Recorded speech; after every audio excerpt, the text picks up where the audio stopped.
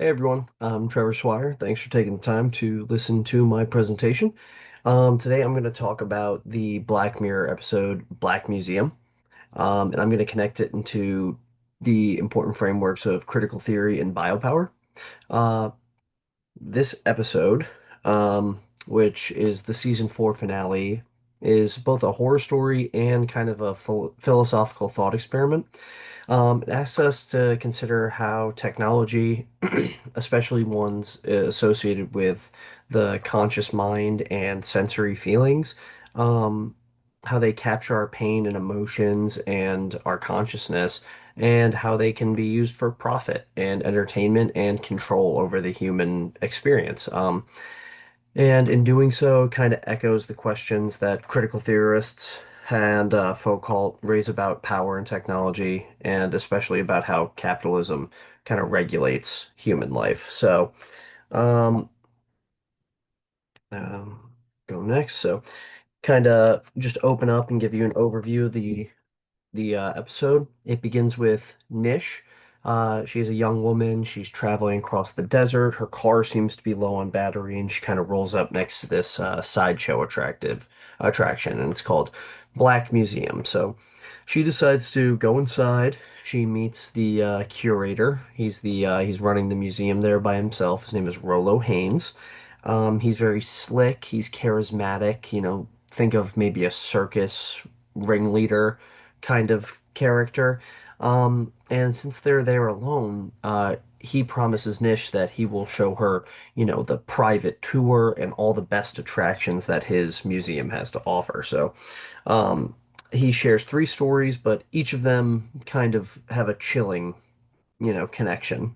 So, the first story, which is going to be the doctor in the top right of the screen, is Dr. Peter Dawson. He's this promising young surgeon who, in an attempt to better diagnose things quickly, he creates this Neuralink chip to his patients. And by feeling exactly what they're feeling, he can diagnose things much quicker and can know the feeling of things that might get missed on scans and tests. So he starts using this and he starts feeling the pain of his patients, but over time he kind of gets addicted to that pain and it kind of starts to spiral in a very sick and twisted way to the point where he ends up kind of falling in love with it. He ends up killing a man while wearing the Neuralink with him so he can experience the feeling of death, and that kind of sent him into a coma. And the thing that Rolo had there on display was the Neuralink kind of helmet that he was using. So just, goes to show the sick part of feeling someone else's things.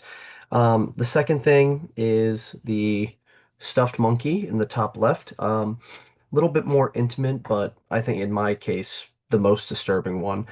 It involves Carrie, and she was in this horrible accident. And her partner Jack kind of agrees to this experimental procedure to transfer her consciousness into his own mind, so she can continue to share life with him. At first, it kind of seems like a miracle. Carrie can see their child and remain present, but the constant eyes and feeling of Carrie in his mind, Jack kind of starts to feel suffocated and watched all the time, and he can't really live the way he wants to. So in desperation again, they transfer Carrie's consciousness into this stuffed monkey, and it's only got two responses to things. It can either say, monkey loves you as a positive, or monkey needs a hug to show disapproval. And even in the episode, Carrie's consciousness is still trapped inside that monkey because it was then illegal to get, to kill her, but it's illegal to put people in, you know, states like that anymore. So moving on at the bottom middle is Clayton Lay. He's it's the hologram of this death row inmate who he signed away the rights and the digital data of his soul to be kept on a simulated death row. So even though his body is gone, his soul is put through this perpetual feeling of being, in the electrical chair to the point where his mind and soul and conscious is just fried. He just kind of sits in this catatonic state all the time, and is just more or less unresponsive. So it kind of shows that he leaves himself in this cycle of torment, and his suffering becomes a commodity, and people came as an attraction, sick and twisted as it is, but you know, he's used for profit and amusement. So the story and the twist involved is that Rolo, is the curator, and Nish didn't randomly just break down there.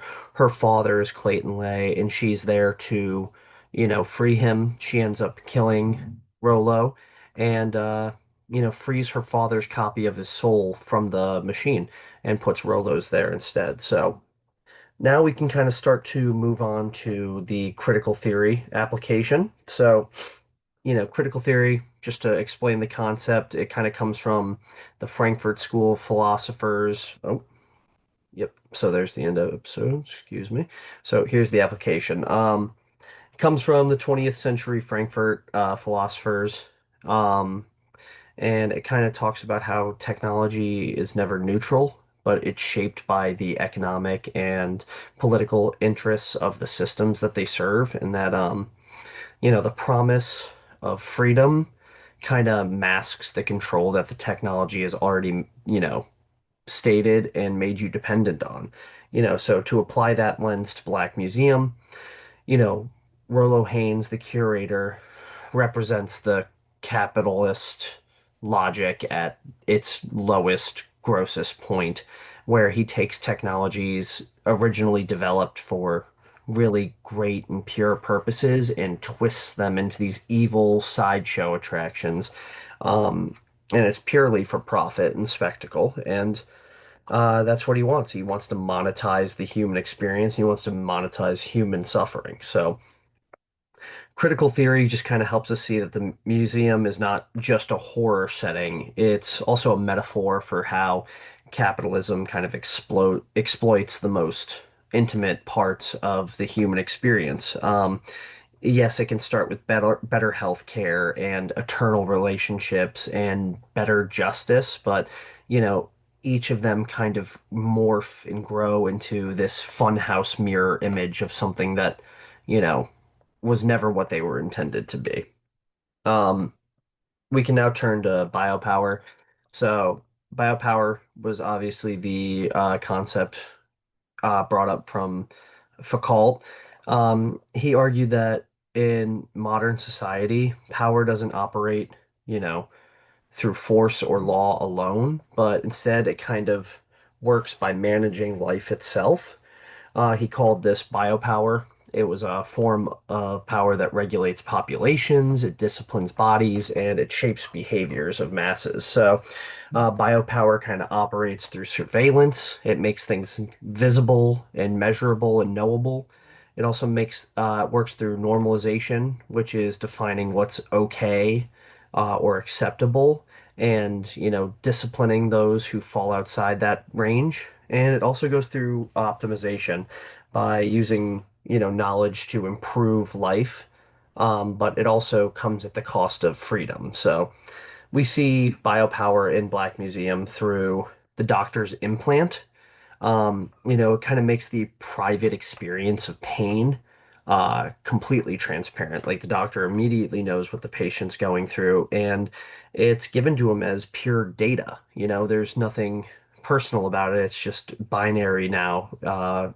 Pain translated into zeros and ones. So obviously it quickly devolves into exploitation as the doctor, becomes addicted to the pain of others. And this kind of reflects how biopower kind of goes deep into the body and how surveillance can kind of shift into domination. So, in the stuffed monkey, Carrie's consciousness kind of shows how biopower um, disciplines and normalizes because when she's inside Jack's head, she becomes kind of this intrusive form of surveillance. He can never get a moment alone. But at which point the surveillance leads to a loss of agency. So she becomes this human who's able to talk to Jack from inside his own head, but now she's in a stuffed toy and she can only respond with a phrase of approval or a phrase of disapproval. And she's just kind of stuck like that because her consciousness is downloaded into it. So, it shows how biopower can keep someone present and engaged, but really they have no power over the situation that they're in. Um, we've also got Clayton, um, the death row inmate. He his body is actually physically gone, but his life kind of lives on as data. He's basically got his soul downloaded into this attraction, and his execution becomes repeatable and renewable and profitable. And in Foucault's terms, biopower kind of extends its reach beyond life itself, but also into death. And even death doesn't free him, and it continues for him because he sold away the rights to his consciousness and his soul in this data. So. And then Rollo, obviously the curator of the museum, kind of shows um, the commodification of these things at its worst. He, tries to sell human consciousness itself. He turns life and suffering into consumable attractions. And this is the capitalist face of, biopower. When things like very intimate things about the human experience can be bought or sold, um, then we've lost touch and biopower is kind of taken over there. So, in closing, Black Museum, the episode kind of dramatizes the dangers of technology that extend into those personal aspects of human life. But through critical theory, we see how technologies are never neutral and how capitalist systems can transform empathy, love, and justice, kind of the three tenets from the examples in the stories. They transform it into tools of profit and domination.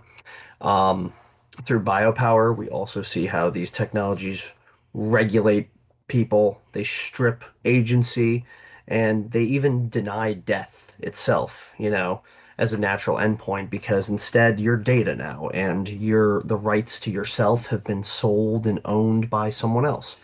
Um, the episode isn't just unsettling because it's horror, but it also kind of reflects things that we already live with and are okay with, which means we might not be as far off from this as we think. Um, you know, think about all the things we allow to happen, surveillance and our data and our biometrics. We give these things all up to things like TikTok and Instagram and Facebook.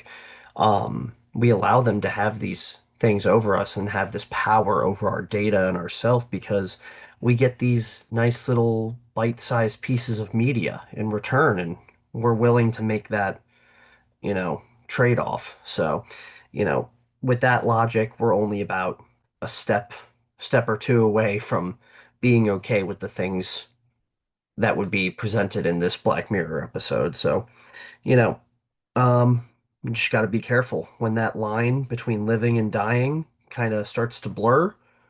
We'll know there's real steps to be taken in the opposite direction. So, thank you very much for listening, guys.